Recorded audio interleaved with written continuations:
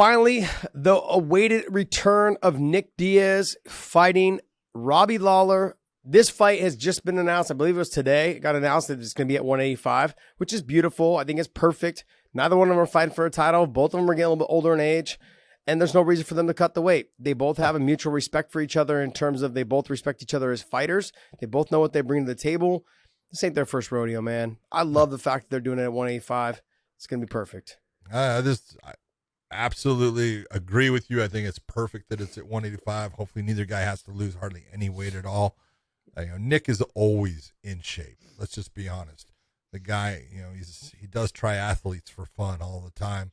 He's always There's nothing fun about triathlon. No, you're telling me? Nothing fun. You're telling me? And dude, it's like, oh, that's horrible. But I tell people this all the time, John. I don't even want to get in the car and drive 26 miles, let alone run a fucking marathon for 26 miles. Now you want me to get on a bike and ride, 100 miles? Yeah, screw you. I don't want to drive 100 miles. I hate jumping on a plane to fly for an hour somewhere. No. I don't understand any of this. That's what I tell people. I see my line for them is, 26 miles. If you have to run 26 miles, you obviously parked the car way too far away from the problem. John getting older in age. Careful, buddy. You start forgetting where you parked that car. That's it, man. But this is a great matchup. It's a great rematch. The first fight was a barn burner. It had a huge knockout ending at the end with Robbie face planting off of a shot from Nick, and it was stopped. But this fight could go either way. Robbie's got hammers in his hands. If he touches Nick's chin cleanly, he will put Nick down. And the real question is, where is Nick at as far as just that, that flow in the real fight game as far as, it's not going to be sparring. It's under the lights. He's comfortable there. He's obviously a great fighter and stuff, but it's been 5.5 years. Yeah. 6 years, pretty much. 6 years. So that's a long time, and it's just different. So, but this one is just fun. It's nostalgic, and it's nice to see Nick Diaz back. Yeah, I think there's a lot of things that people should take into consideration when we're talking about this fight. Nick has been living away from Stockton. He's been living in Vegas for quite a while now. Yeah.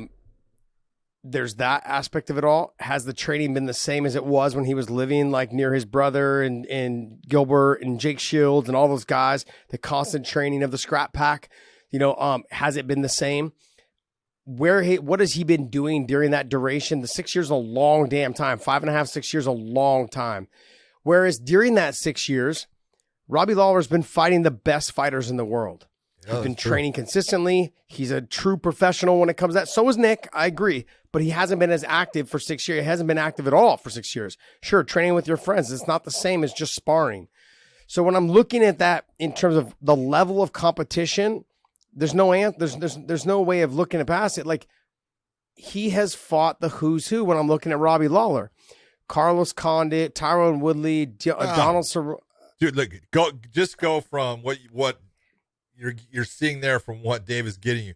Jake Ellenberger, Matt Brown, Johnny Hendricks, Roy McDonald, Carlos Condit, Tyron Woodley, Donald Cerrone again, RDA, Ben Askren, Colby Covington, Neil Magny.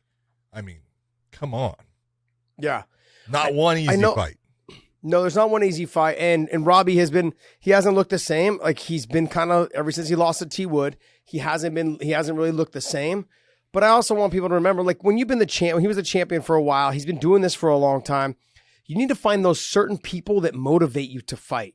And the UFC sometimes, I speak from experience on this, they sometimes just don't give a shit when you tell them, hey, I need this person to motivate me to fight that person. I'll give you an example. I fought Benson Henderson, and after that fight, I kept asking for Donald Cerrone because I wanted the Donald Cerrone fight. Because I knew they weren't going to give me Pettis because I wanted that fight as well.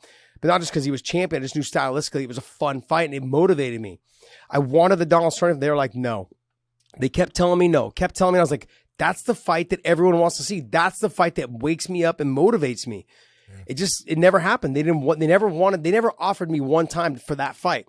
This fight, I feel like with Robbie Lawler, it's a get back fight for him. It's a little bit of that redemption, but it also has that nostalgia of the sport itself because it's Nick Diaz and just in that feeling of You got over me last time. I was a very emotional fighter during that fight. If you go back and watch that fight, Robbie was letting what Nick was doing to him during that fight get under his skin. He kept trying to take his head off.